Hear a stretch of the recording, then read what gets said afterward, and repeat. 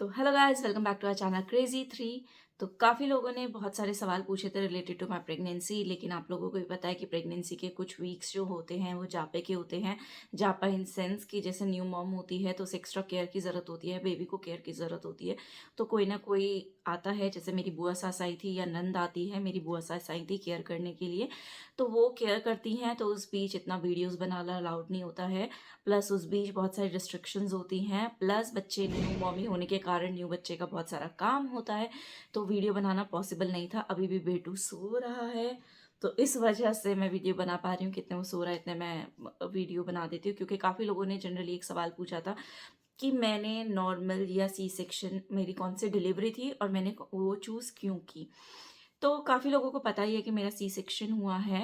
And हाँ, मैंने C section खुद से चुना था नॉर्मल डिलीवरी के ऊपर, और उसके पीछे एक रीज़न था। तो वो रीज़न की बात हम बाद में करेंगे, लेकिन उससे पहले मैं अपनी प्रेगनेंसी जर्नी बताना चाहूँगी, क्योंकि काफ़ी लोगों को प्रेगनेंसी जर्नी से रिलेटेड सवाल था। तो एक्चुअल में जो लोग मुझे बहुत पहले से फॉलो करते हैं उन लोगों को पता है कि मेरी एक टॉपिक प्रेगनेंसी रह चुकी है। मतलब कि एक ट्यूब जो थी वो मेरी क्या कहते हैं, ऑपरेट करके निकाल दी गई थी। तो इस वजह से मुझे ऑपरेशन का आइडिया था। मतलब वो ऑपरेशन नॉर्मल ऑपरेशन होता है, लाइक सी सेक्शन की तरह बहुत बड़ा ऑपरेशन नहीं माना जाता है, बट उसमें जो स्टिचेस होते हैं और जो दवाई चढ़ना होता है वो सब सेम होता है, प्रोसीजर वगैरह। और स्टिचेस होने की वजह से आपके ऊपर बहुत बाउंडेशंस होती हैं, आपको बहुत केयर की ज़रूरत होती है। तो उस फेज से मैं गो थ्रू कर चुकी थी, तो इसलिए मुझे आइडिया था कि मुझे कितना पेन होने वाला है। हाँ, जब मेरी एक्टॉपिक प्रेगनेंसी थी, उससे पहले कोई ऑपरेशन नहीं हुआ था, तो मैं उसमें बहुत नॉर्मली गई थी कि जाना है बस और वापस आ जाना है। मुझे उसके बारे में कोई आइडिया नहीं था कि ऑपरेशन होता है तो क्या-क्या होता है, क्या-क्या मतलब कि किस तरीके से पेन होता है, बिल्कुल भी आइडिया नहीं था। जब तक आप उससे गो थ्रू नहीं करते, तब तक आपको आइडिया नहीं होता है। तो वो बहुत पेनफुल था उस टाइम के लिए, बट मेरे को ये भी पता था कि बियरेबल होता है। तो मैंने वो चीज़ देखी थी। तो एक्टॉपिक प्रेगनेंसी का तो मैं आप लोगों को बता चुकी हूँ। तो हुआ ऐसा था उस दिन कि एक्चुअल में हम लोग नॉर्मल टेस्ट के लिए गए थे। आप लोगों को शायद नहीं पता, क्योंकि मैंने प्रेगनेंसी जर्नी या कैसे कंसीव हुआ, नॉर्मली हुआ या डॉक्टर की गाइडेंस से हुआ, टेस्ट से हुआ या कोई और तरीका था, उसके बारे में हम बाद में बात करेंगे। That's a long story. But अभी के लिए जो प्रेगनेंसी को मैंने गो थ्रू किया, मैं उसके बारे में आप लोगों को बताना चाहती हूँ। तो मेरी प्रेगनेंसी की अभी तक मैंने कोई डिटेल शेयर नहीं की थी। मेरी प्रेगनेंसी में मेरे को 7th मंथ ऑनवर्ड पता चला कि मुझे एलएफटी है। तो जिन लोगों को एलएफटी का नहीं पता, तो मेरे को लाइक मेरी प्रेगनेंसी बहुत स्मूथ थी, बट 7th मंथ में आके मेरे को पूरी बॉडी में इचिंग होने लग गई। खुजली, मतलब इतनी खुजली कि आप कंट्रोल ना कर सको। तो मैंने डॉक्टर को मैसेज किया कि ऐसे ऐसे मुझे इचिंग है पूरी बॉडी में, तो क्या है। तो उन्होंने मुझे एलएफटी कराने को बोला, जो कि होता है लिवर फंक्शन टेस्ट। जो आपका लिवर होता है उसका टेस्ट होता है बेसिकली। जब हमने एलएफटी कराया तो पता चला एलएफटी बढ़ा हुआ है। तो काफ़ी लोगों को एलएफटी के बारे में नहीं पता होता, मुझे भी नहीं पता था। तो मैंने नेटवेट पे सर्च किया, बाकी मेरे डॉक्टर ने भी बता दिया था। एलएफटी बढ़ने से क्या हुआ था कि मेरी बॉडी में इचिंग बढ़ती जा रही थी, जो कि अनकंट्रोलेबल हो जाती है अगर आप कोई मेडिसिन ना लो। तो मेरी उसकी मेडिसिन चलती थी और उसकी मेडिसिन से वो कंट्रोल आ जाती थी, बट उसका डोज बढ़ाना पड़ जाता है। अगर किसी को स्टार्टिंग में ही मिल जाती है एलएफटी या काफ़ी बड़ी होती है, तो उसे कंट्रोल में लाने के लिए, जैसे जैसे प्लेसेंटा बढ़ता है वैसे वैसे एलएफटी भी बहुत बढ़ जाता है। तो उसे कंट्रोल में लाने के लिए आपको ऑब्जर्वेशन करनी होती है, क्योंकि उसके कुछ डिसएडवांटेजेस भी हैं। और उसके क्या डिसएडवांटेजेस हैं जिनसे मैं बहुत डरती थी।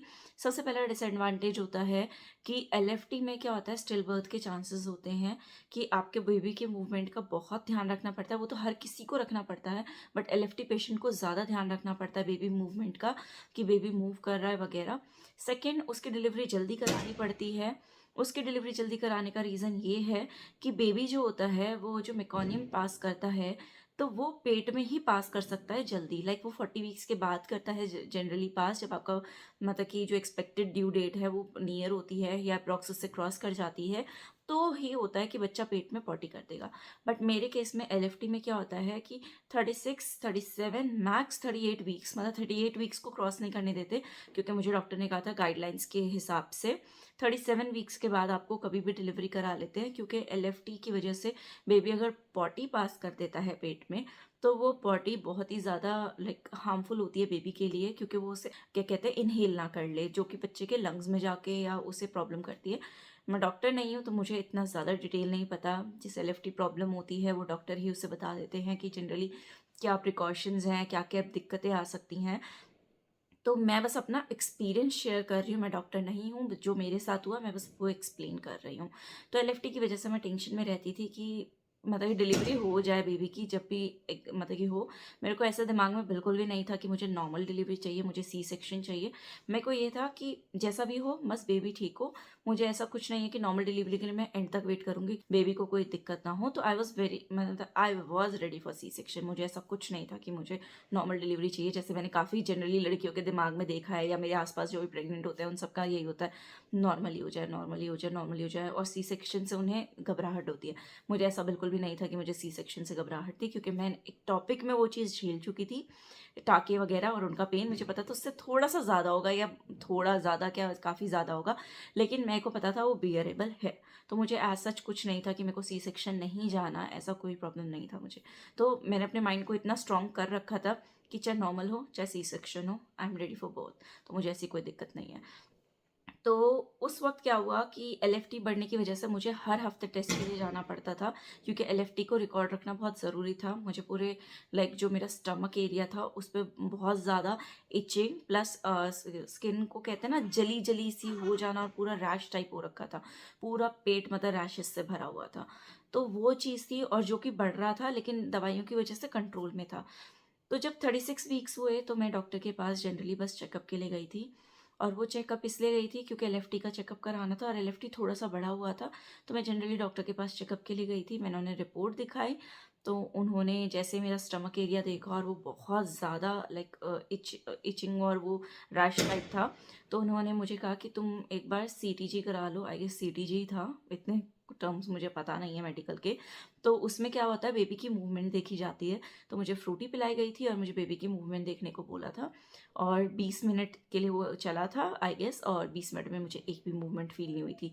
पता नहीं उस वक्त ये सो रहा था या क्या था, आई डोंट नो, बट उस वक्त मुझे एक भी मूवमेंट नहीं फील हुई। तो डॉक्टर ने तुरंत कह दिया कि भाई बेबी की मूवमेंट नहीं है, और 20 मिनट से नहीं है, एक मूवमेंट भी नहीं है, तो आपको ऑपरेट होना ही पड़ेगा। तो इस वजह से फिर हमने इसी चीज़ को कंफर्म करने के लिए दूसरे डॉक्टर के पास भी गए, जो कि ब्लेसिंग हॉस्पिटल था। और मुझे ब्लेसिंग हमेशा से पसंद था, क्योंकि उसकी डॉक्टर बहुत कंफर्टेबल थी। ऐसा नहीं है कि मुझे ये कोई प्रमोशनल वीडियो है, जो मैंने फील किया वो मैं बता रही हूँ, क्योंकि मेरी डॉक्टर दिल्ली में थी और दिल्ली उस वक्त जाना पॉसिबल नहीं था। क्योंकि जैसे ही डॉक्टर ने मुझे वहाँ पे ऑपरेट होने को कहा, वो दूसरे हॉस्पिटल में, तो मेरे को पेन चालू हो गए। आई डोंट नो कैसे, लेकिन मेरे को पेन चालू हो गए, और मुझे पता था कि दिल्ली पहुँचना पॉसिबल नहीं है। तो हम जब ब्लेसिंग हॉस्पिटल में गए, तो ब्लेसिंग हॉस्पिटल में मुझे पता था वो डॉक्टर बहुत अच्छे हैं, क्योंकि एज़ अ सेकंड ओपिनियन मैं उन डॉक्टर से मिलती थी। डॉक्टर को दिखाया तो उसने दोबारा से सीटीजी किया, मतलब उन्होंने दोबारा से देखा कि सही है या नहीं। उन्होंने जब देखा तो मुझे 20 मिनट जो सीटीजी या 30 मिनट्स चला, उसमें 1 या 2 ही मूवमेंट फ़ील हुई।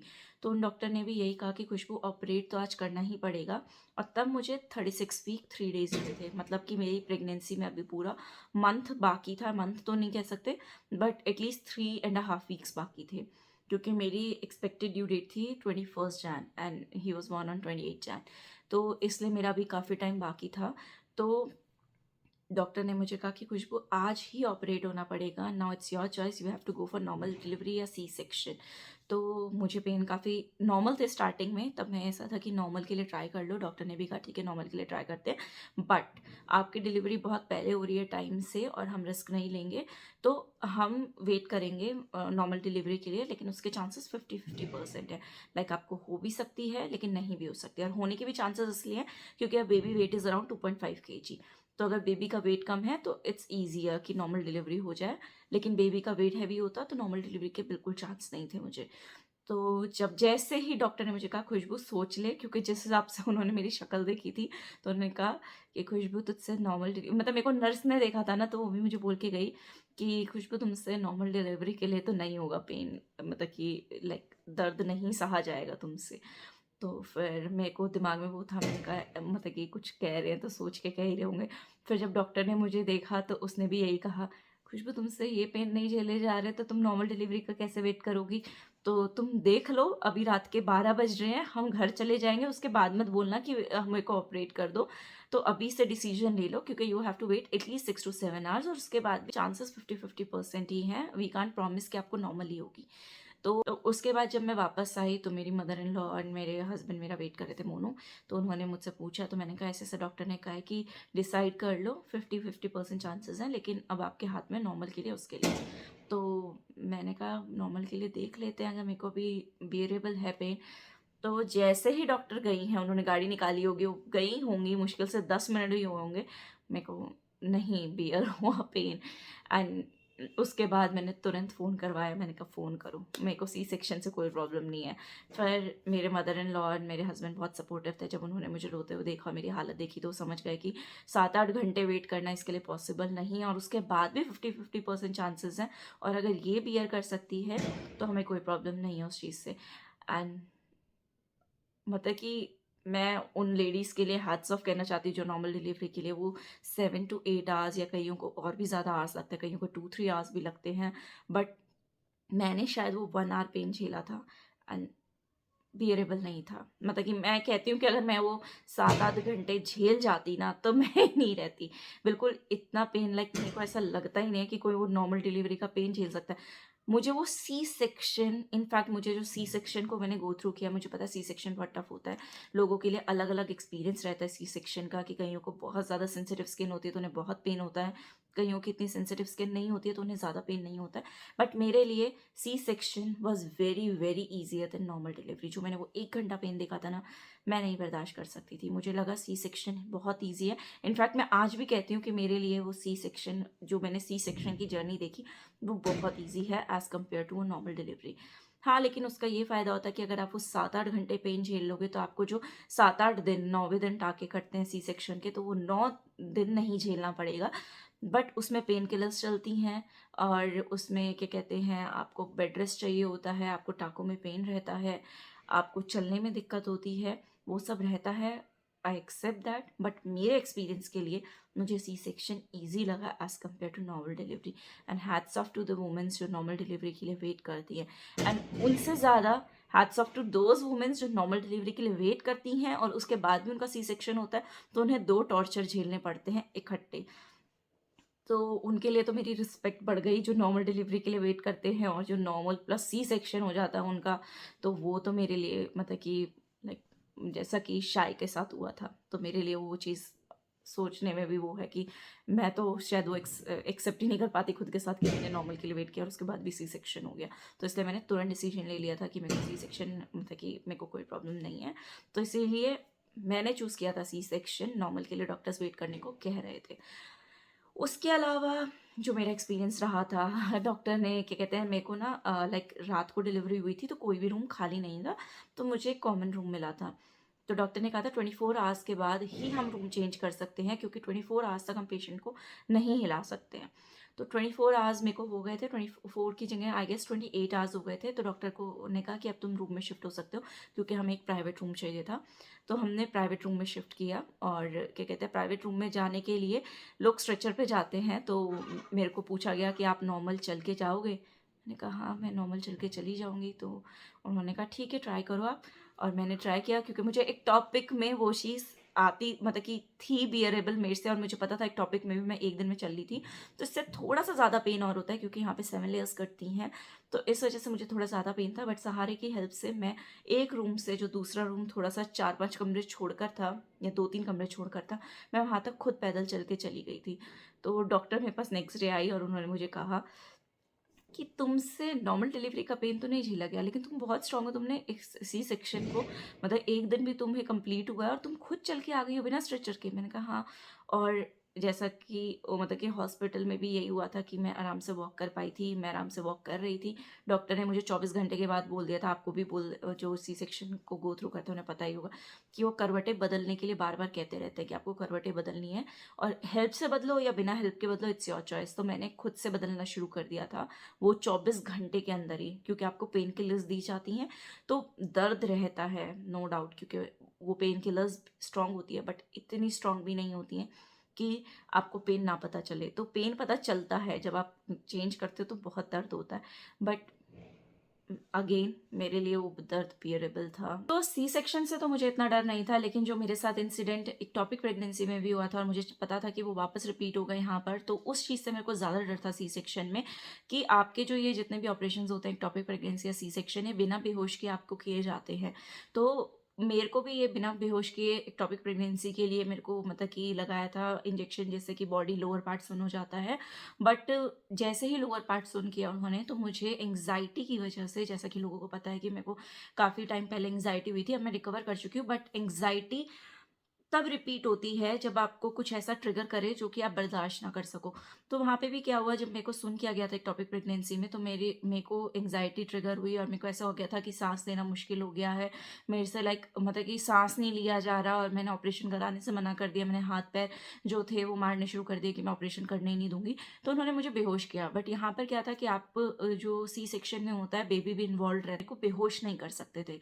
लेकिन वही सेम चीज़ यहाँ पर भी रिपीट हुई, कि जैसे उन्होंने मेरा सी सेक्शन शुरू करने के लिए मेरे को क्या कहते हैं एनेस्थीसिया दिया, तो वैसे ही मेरे को एंग्जाइटी इस लेवल पे बढ़ गई कि आपका हाथ को टाई करते हैं और आपके आंख पे मास्क लगाते हैं कि आप उस ऑपरेशन को ना देखें। तो मैंने वो मास्क भी उतार के फेंक दिया, और जो मेरा हाथ टाई अप किया था वो भी मैंने क्या कहते हैं खींच के निकाल दिया, और मैंने उन्हें ऑपरेशन नहीं करने दिया कि नहीं मैं नहीं करने दूंगी जब तक आप मेरे को लाइक बेहोश कर दो प्लीज़। तो डॉक्टर ने कहा कि नहीं, बेबी इन्वॉल्व है, हम बेहोश नहीं कर सकते हैं, मुझे 10 मिनट दो, मैं 10 मिनट में क्या कहते हैं बेबी निकालने के बाद हम आपको बेहोश कर देंगे। बट एंग्जाइटी मेरी इतनी लेवल पे बढ़ जाती, जैसे मेरे को लोअर पार्ट अपना जो बॉडी का फील नहीं होता सुन करने की वजह से, कि मेरे को ऐसा हो गया था कि नहीं मुझसे नहीं हो रहा डॉक्टर प्लीज़। आखिरकार लास्ट में मैंने डॉक्टर के आगे हाथ जोड़ लिए कि डॉक्टर प्लीज़ आप बेहोश कर दो, लेकिन मैं ऐसे ऑपरेशन नहीं करने दूंगी, वरना मुझे जाने दो।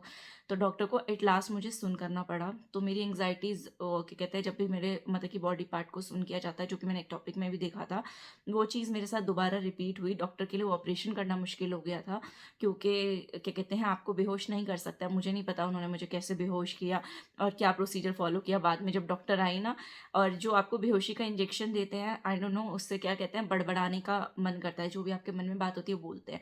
तो जब वो स्टिचेस लगा रहे थे, आई रिमेंबर, क्योंकि मेरे आँख की पट्टी तो मैंने हटा दी थी, तो जब वो मुझे स्टिचेस लगा रहे थे, तो मैं सब कुछ देख पा रही थी और सब कुछ डॉक्टर की बातें सुन पा रही थी, बट मैं अपने हाथों को नहीं हिला पा रही थी, मैं रिएक्ट नहीं कर पा रही थी, मैं बस मुँह से बोल रही थी। तो मैंने डॉक्टर का वो ऑपरेशन करना भी तब मुश्किल कर दिया था। डॉक्टर कैसे होगा, क्या होगा, मेरा बच्चा कैसा है, अच्छा सुंदर है, कैसा है? मैंने इतने सवाल पूछ डाले डॉक्टर से। डॉक्टर ऐसे दिक्कत होती है, डॉक्टर वैसे परेशानी होती है, डॉक्टर मुझे माफ़ कर दो, मैंने आपको एंग्जायटी में दुखी किया। डॉक्टर मैंने ऐसा जानबूझ के नहीं करना चाह रही थी। तो मेरे को जो डॉक्टर थे वो बोलते, जो डॉक्टर के साथ एक और डॉक्टर थे, तो वो बोलते कि बेटा हमें ऑपरेशन करने दो, हमारा ये बहुत टफ काम है। मैं फिर उन्हें बोल देती, मैंने कहा सॉरी डॉक्टर, क्या कहते हैं आपको फिर मेरी वजह से परेशानी हो रही है। फिर 2 मिनट बाद मैं फिर से शुरू हो जाती। तो डॉक्टर जब बाहर निकली तो मोनू मुझे बता रहे थे, वो मोनू को कहते बहुत टफ ऑपरेशन था इसका। तो मेरी एंग्जाइटी इतनी ट्रिगर हो गई थी कि उन्हें मेरे को बेहोश करना पड़ा, और फिर उसके बाद जो मैंने बड़बड़ाया वो बेहोशी से उठने के बाद, क्योंकि तब मेरे स्टिचेस चल रहे थे, तो उन्हें बहुत प्रॉब्लम की। लेकिन hats off to the doctor कि उन्होंने इतना पेशेंस रखा। क्यों, मैंने उन्हें बहुत परेशान किया, क्योंकि आप जो बोलते हैं उस वक्त आपको सब याद रहता है, लेकिन उस वक्त आपको बस बोलना होता है, और मुझे नहीं पता कि उस वक्त हम खुद को कंट्रोल क्यों नहीं कर पाते। तो ये चीज़ मेरे साथ एक टॉपिक में भी हुई थी कि जब मेरे को बीच में ही होश आ गया था, तो मैंने वहाँ पे भी डॉक्टर का जीना हराम किया था, और यहाँ पे भी जब डॉक्टर को होश आ गया, मतलब मेरे को होश आ गया था, तो मैंने यहाँ पे भी डॉक्टर का जीना हराम कर दिया था। लेकिन उन्होंने मेरे को बहुत पेशेंटली क्या कहते हैं संभाला, और मेरे को लाइक ऐसे कंफर्ट किया कि सब कुछ ठीक है, कोई दिक्कत नहीं है, हमें कोई प्रॉब्लम नहीं है वगैरह। बट डॉक्टर के लिए वो बहुत वो था। तो अब भी मैं अगर डरती हूँ सी सेक्शन में, तो बस उसी चीज़ से डरती हूँ कि वो जब क्या कहते हैं आपको सुन करते हैं, तो वो चीज़ मुझसे बियरेबल नहीं होती है, वो मुझसे बिल्कुल बर्दाश्त से बाहर होता है। और जब सी सेक्शन हो ही चुका है, तो उसके साथ कुछ प्रिकॉशंस होते हैं जो आप लोगों को लेने होते हैं। तो मेरे डॉक्टर ने मेरे को सब कुछ खाने पीने वगैरह सब कुछ के लिए बोल दिया था कि आप सब खा सकते हो, चाहे रोटी हो, चाहे खिचड़ी हो, चाहे चावल हो, आप सब चीज़ खा सकते हो। बस आपको 3 प्रिकॉशंस का ध्यान रखना होता है। सबसे पहला प्रिकॉशन है कि आपको झुकना नहीं होता है। दूसरा प्रिकॉशन ये होता है कि आपको सीढ़ी नहीं चढ़नी उतरनी है। और तीसरा, आपको कोई भारी सामान नहीं उठाना है। और एक और चीज़ जो आपको, जैसे आपको नहाना हो या वॉशरूम जाना हो, तो आपको इंग्लिश टॉयलेट या क्या चेयर का इस्तेमाल करना होता है, आप नीचे नहीं बैठ सकते हैं। तो ये 4 प्रिकॉशंस है जो बेसिकली आपको देखने होते हैं। मेनली 1 मंथ, 6 वीक्स या 8 वीक्स, 6 वीक्स बोलते हैं, लेकिन 8 वीक्स तक करो तो और भी अच्छा है। और 3 महीने तक तो आपको लाइक भारी उठाना तो बिल्कुल मना होता है। तो ये था मेरा पूरा सी सेक्शन जर्नी का व्लॉग। आप लोग होप सो अगर आपको कोई क्वेश्चंस हैं या कोई भी चीज़ ऐसी पूछनी है वो आप नीचे कमेंट कर सकते हैं। और नेक्स्ट अभी कुछ दिन के बाद मैं वीडियो में बताऊंगी कि मेरे को कैसे कंसीव हुआ था, क्योंकि काफ़ी लोगों ने ये सवाल पूछा है, तो उसका मैं एक डिटेल व्लॉग बनाऊंगी। तो आप लोगों से मिलते हैं नेक्स्ट व्लॉग में, तब तक के लिए बाय बाय।